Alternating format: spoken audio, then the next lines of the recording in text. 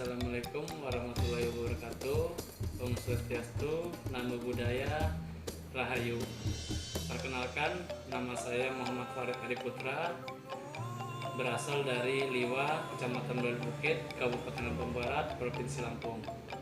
Di sini saya tergabung dalam gerakan Seniman Masuk Sekolah tahun 2020, yang itu program dari Kementerian Pendidikan dan Kebudayaan Pusat dan diturunkan kepada Dinas Pendidikan dan Kebudayaan Kabupaten Lampung Barat.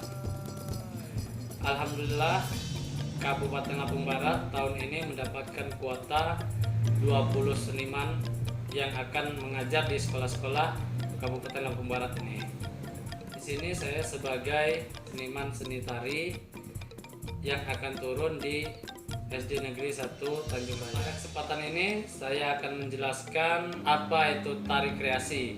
Yang sebelumnya saya menjelaskan pengertian tentang tari adat, modern dance, tari kontemporer, dan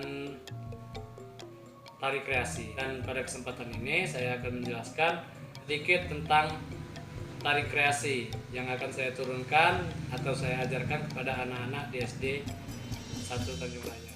Tari kreasi adalah tarian daerah yang diinovasi dan dikembangkan mengikuti zaman yang sedang terjadi, atau suatu gerakan yang diiringi musik yang menyampaikan pesan melalui seseorang maupun kelompok. Tari ini juga bersifat non-etnik, artinya bukan termasuk jenis tarian yang mentradisi. Yang dimaksud bukan jenis mentradisi di sini adalah tidak lekat kaitannya dengan kehidupan adat istiadat masyarakat. Tari kreasi di setiap daerah pun beragam. Contohnya di Lampung Barat ini ada tari Netah Adok, Cangkon Hulu, Tua Pesagi, Begugas Kehemong, dan banyak lagi yang dikoreograferi oleh Panyaman Mulyawan. 2 tahun terakhir ini juga ada tari Marok, Lompahak, Salui Pitu, dan tari kreasi dari SMA Negeri 1 Liwa yang menuju ke tingkat nasional yang dikoreograferi oleh Ahmad Susantri. Dan pada tahun ini Ahmad Susantri juga tergabung dalam gerakan seniman masuk sekolah. Tari kreasi ini pun dapat dibedakan dari tari kreasi tunggal, tari kreasi berpasangan, dan tari kreasi kelompok. Contohnya ada di samping kanan saya, ada tari kreasi tunggal. Ada di bawahnya lagi tari kreasi berpasangan. Ada juga tari kreasi kelompok. Tari kreasi ini juga ada cabang lombanya di setiap tingkat. Seperti dari bawah, yaitu tingkat pelajar dari SD, SMP, dan SMA. Yang perlombaannya setiap tahun digelar yaitu FLS 2N, yang jenjangnya berkelanjutan dari lomba tingkat kabupaten, provinsi, lalu ke nasional. Begitu pula di tingkat umum, contohnya di Lampung yaitu di tingkat Kabupaten Lampung Barat ada Festival Skalabra, tingkat selanjutnya di provinsi ada Festival Krakatau, dan di tingkat nasionalnya ada Parade Tari Nusantara. Baiklah, sekarang saya akan menjelaskan apa saja sih yang dibutuhkan penari saat pementasan selain komponen orang dan gerak. 1. Kostum tari. Kostum tari ini sangat dibutuhkan dalam sebuah garapan tari dan juga sebagai sudut pandang sebuah tarian yang menceritakan tarian itu. Contohnya judul tarian Salui Pitu. Kostumnya terkesan santai dan tidak banyak pernak-pernik yang mereka pakai, karena alur ceritanya akan berurusan dengan air.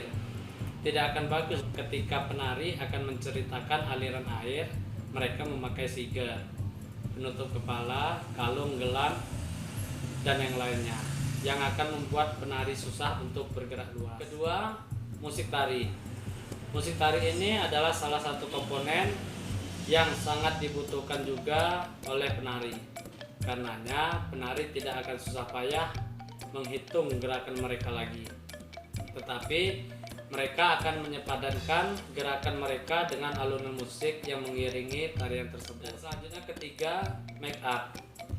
Make up di sini adalah pendukung seseorang penari yang menampilkan mimik muka mereka kepada banyak orang. Contohnya, ketika penari menceritakan nenek-nenek sedang pergi ke pasar, atau judulnya nenek-nenek pergi ke pasar. Tidak mungkin kan seorang penari yang masih gadis, cantik rupawan, yang akan menarikan tarian tersebut, wajahnya di make up secantik mungkin juga. Setidaknya di sini wajah seorang penari tersebut di make up seperti nenek-nenek juga, yang wajahnya ya mempunyai banyak kerutan. Selanjutnya yang keempat, properti pendukung. Properti pendukung ini juga untuk menunjang pertunjukan sebuah tarian.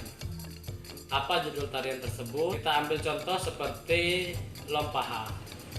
Jelas ada paha yang akan dibawa setiap penari dan bukan yang lainnya, atau tempat sajian yang kurang menarik untuk ditampilkan ke halayak umum atau penonton. Mungkin itu sedikit penjelasan tentang tari kreasi dari saya, dan masih banyak lagi penjelasan tentang tari kreasi menurut seniman-seniman lain yang akan berbeda penjelasannya seperti yang saya jelaskan ini.